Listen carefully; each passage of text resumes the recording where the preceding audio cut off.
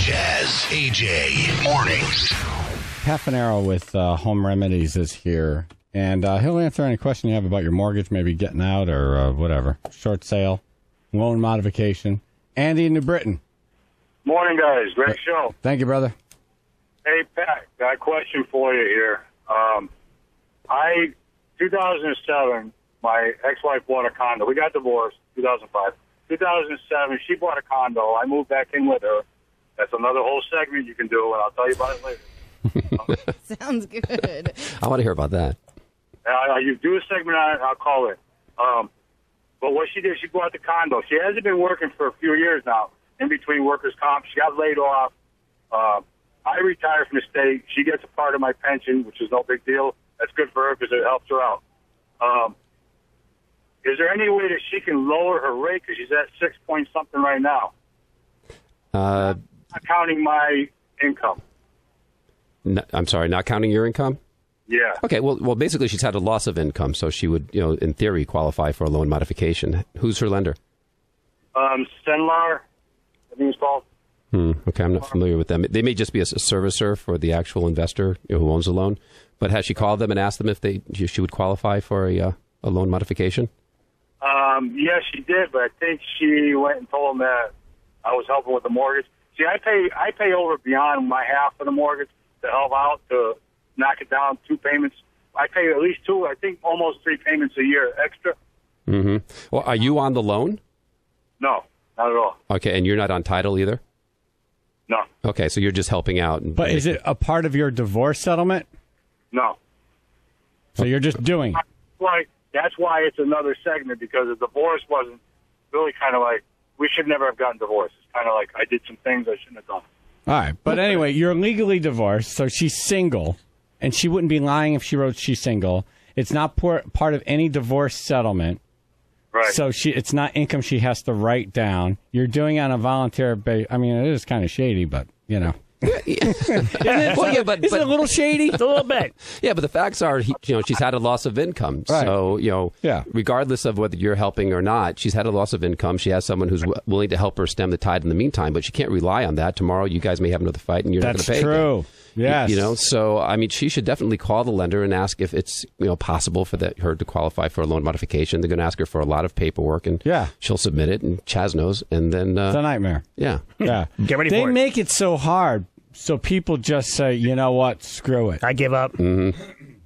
And, they're not thinking this thing out, because you know what happens? They end up getting a piece of property back in the end. Yeah. Right. And if they just help these people who want to pay work through a problem, and then, they don't have to deal with the property. Right. I have a quick example. I had a house that we were actually trying to get a short sale done for, and we were able to get the bank $120,000 for the house, and they said, no, we want $125 on a short sale. And they said, no, the buyers... An extra $5,000. Right. So. And then the buyers walked. The bank ended up taking the house back. And this is no exaggeration. They ended up taking the house back and selling it for $65,000. Right. Oh, my God. So does that make any sense? They could have gotten it's 120. They just wanted to squeak out $5 more grand. From, Right. And that's how we got into this mess. I mean, some of these decisions these lenders make, and I'm sure maybe on their end it makes sense, but to me it's just absurd. Yeah. All right. Thanks for the call, Andy. George in Guilford, what's your question? Hey, how you doing, Pat, by the way? Thank you. Nice to meet you. I modified my mortgage recently within the past 3 to 4 months. The only way I was able to do it was to go into foreclosure for a complete year. Oh, my God. Oh, it's horrible. They basically kept telling me I was ineligible, and then finally they said, hey, if you can make this work, and they gave me a number that was a very high number, for an amount of money, pay this, and we'll modify your mortgage. So I gave them a huge chunk of money, caught up with 1 year's worth of payments on top of paying penalties. Now my payment's cut in half. I went from a $1,400 mortgage to a $750 mortgage. The major problem I'm having, though, is there's a gigantic balloon payment coming up in 35 years. Should I just go into foreclosure 30 years from now? No, you sell it. Run. When the market peaks out, sell it. Right. Yeah. Well, here's the problem. The last assessment was like 120. We bought in at 150. We owe 180. It'll never ever be worth 180. Yeah, that's it's a condominium. Into condominium, and that's even more challenging. That's tough. That's tough. I mean, I can't recommend that you go into foreclosure, but I mean, either way, that's going to have to be paid. They didn't modify his interest rate. They modified the structure of the payments. So right. It's paying the whole thing at the end. It's like a shell game. They just kind of moved it around a little bit. It seems like it's a great idea now because your payments are lower, but you get this huge balloon at the end. How's your fire insurance? Well, and I don't mind because right now it's less than I would be paying for rent anywhere I would live. So at this point, I'm thinking, hey, I'm saving. Right now, you're fine. Yeah. Well, you got some time to think about it. That's the good news. Right. And time is always on our side, isn't it? Right. Not usually.